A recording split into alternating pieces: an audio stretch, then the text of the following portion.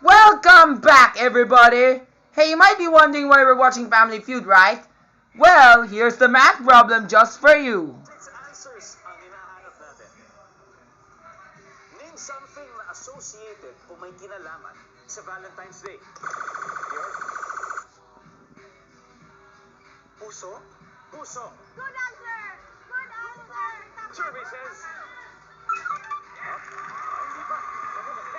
Sid, meron pa. Pare, ano kaya? Something na associated o may kinalaman sa Valentine's Day. Love. Love. Love. Survey. E di mag-love na tayo like GMA Kapuso! Sige na. Play. Play. Okay, let's go. Play na tayo! Ito na! Mami Loida, something associated o may kinalaman sa Valentine's Day. Date? Day. Okay, pwede naman. Top 6 answers on the board. Dapat na namin sagot. Survey. First X. Dalawa pa. Kapag mali pa ka pa, wala ka na. Flowers. Flowers. Yeah. Flowers. Survey. Yep. Perfect. DJ. Gifts. Gifts. Anong gift? Be specific. Ring. Ring. Okay, pwede naman. May pasingsing si DJ. Ring. Survey. Second mistake. Kapag isa pa, wala ka na. Something na may kinalaman sa Valentine's Day. Teddy bear. Oh, stop toys. Galing naman. Qualification. Teddy bear ba ibibigay mo? Pwede. Pwede. Sabi yan, teddy bear. Survey. Bummer, not even the stuffed toys. Ano ba yan? Very, very simple. Here we go. Adrian, something na associated may kinalaman sa Valentine's Day. Chocolate. Wow, chocolates. Grabe naman. Any? Just a suggestion. Flowers. Sadya. What? Flowers is already mentioned. Ano mo, inulit mo? Color. The color red, Dior. Okay.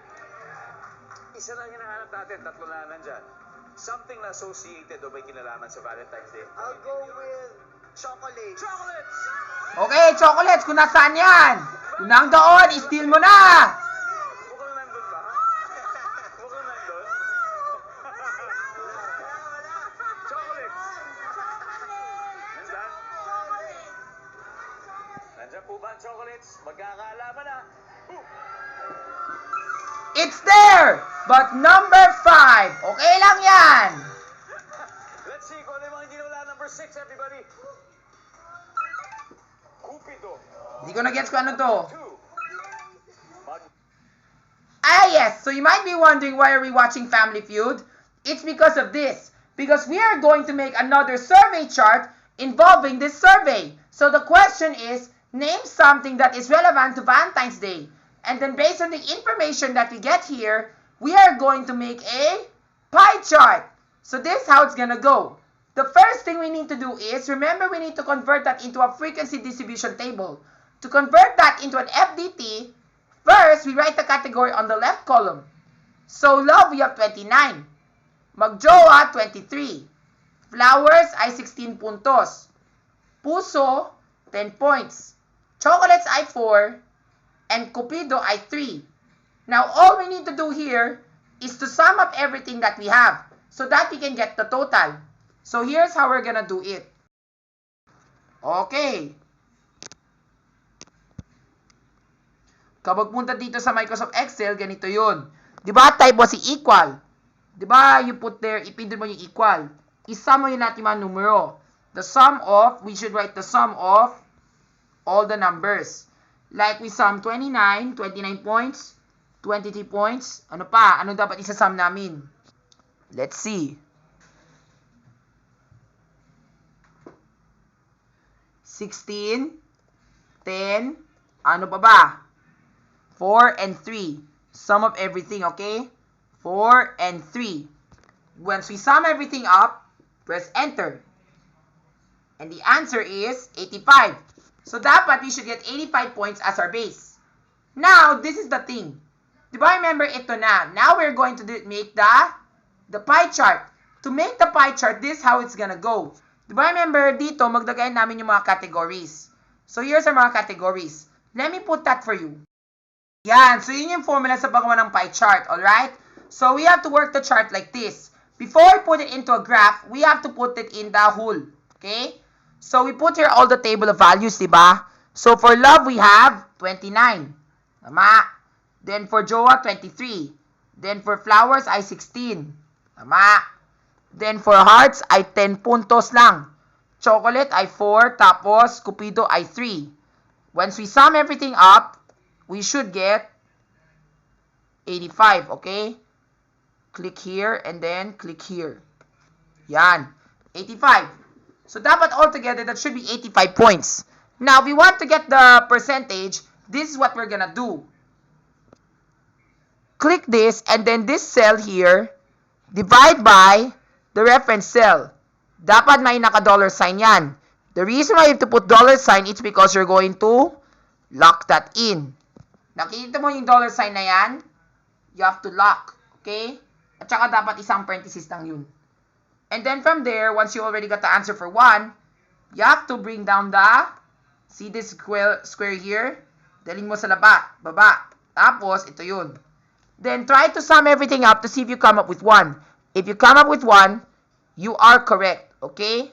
So, let's see. Yes, we should get 1. Or 100%. That's how we get the percent. Alright?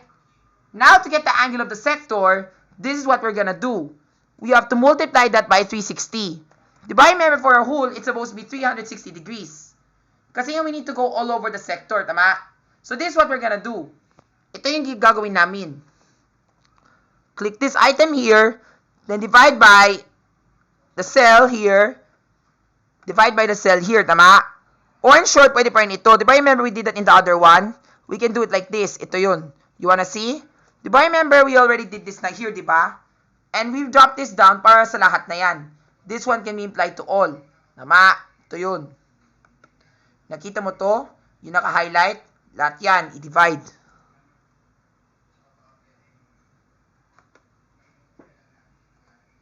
So, yan. So, we have already got our answer, and now we are going to multiply that by 360. So, putting equal, click the cell here, and then asterisk for multiplication, then click on the cell, tapos i-lock mo with parenthesis, with dollar sign. Diba remember you must put the dollar sign here. Dollar sign, and then dollar sign again. And then, you're supposed to get this answer. Then, drop it down with the use of your small grid, and yun na. Just drop everything. Then, sum everything up to see if you get 360 degrees. If you come up with 360 degrees, you are correct. Wait lang ha.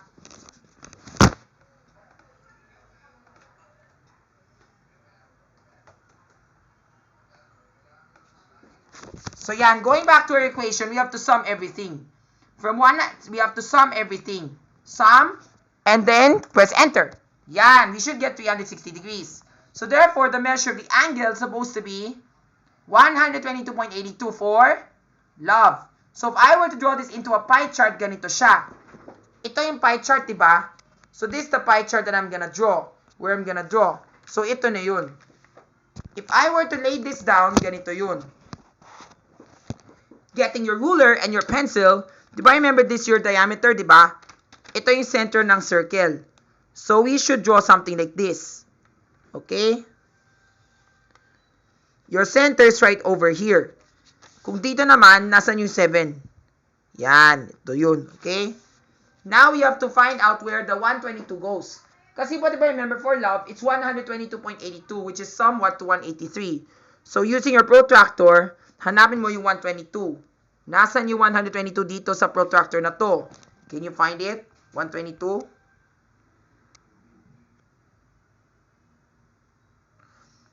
Although labo siya makikita, pero yan, 122 should be right over here. Dito siya. 120, 121, 122. So, dito yun. Okay? Then, draw a line. Then, connect. Yan. So, this is 122 degrees for love. Okay? Next. The next one is magjowa.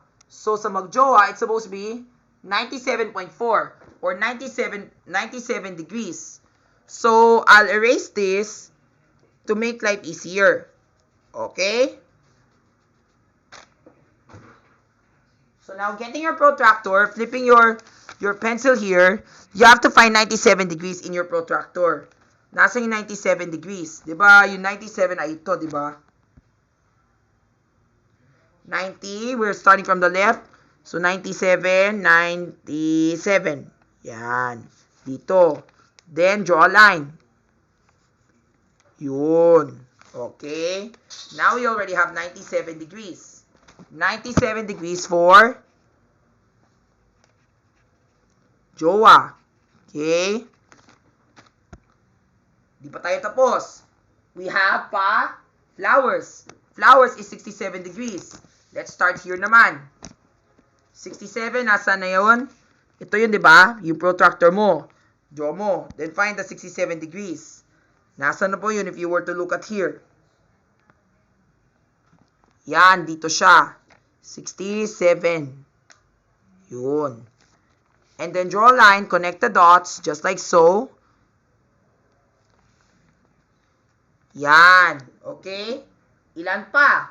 So, we still have 42, 16, and 12. Let's see kung kasya lahat. So, this is 67. 67 degrees. Actually, in here, it's all decimals, pero okay lang. Never mind if we don't get the accurate value. Next, we have 42. Yung 42 degrees, dito na lang sa kabila, para mas malinaw. Okay? 42. Nasaan yung 42 dito? Anang dito, di ba? 42. Draw a line to connect it. Yan. So, ito ay yung 42 degrees. Then, we still have 16 and 12. Dapat, we should get 28 degrees. If we get 28 degrees, tama na yung sagot. So, let's double check. Did we get 28 degrees based on the graph?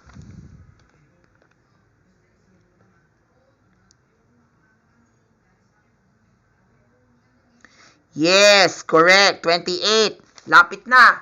So, now we need to draw 16 degrees. 16 and 12. So, dito siya, di ba? So, we have 28 degrees. So, we need to find 16. Dito siya, di ba? 20, 19, 18, 17, 16. Yun. So, ito yung 16 degrees. Liit lang yun. Grabe. Liit naman. And then, the last one, the last sector here, supposed to be 12. Tama ba, 12? Yan. Okay. So, that's how you do your pie chart, okay? Now, all you have to do is to highlight it with your marker. Just like this. Para we can already get the lines. Okay? Getting your marker, i-highlight na namin. Yan. Para mas colorful. Diba? Diba gusto mo yung pie chart mo mas makulay? So, yun. That's our next step. Just like that.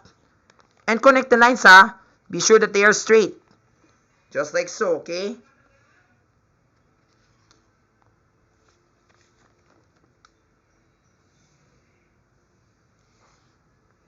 Yan. Okay? So now you already know now what is the category for each. And that's how you make the pie chart. Okay? So yun na talaga yung pie chart namin, ha? So ito yung 122 for love. 97 for jowa. 67 degrees for flowers. Tapos yung last two, yung pinakamaliit, 16 degrees at saka 12 degrees for chocolates and cupido.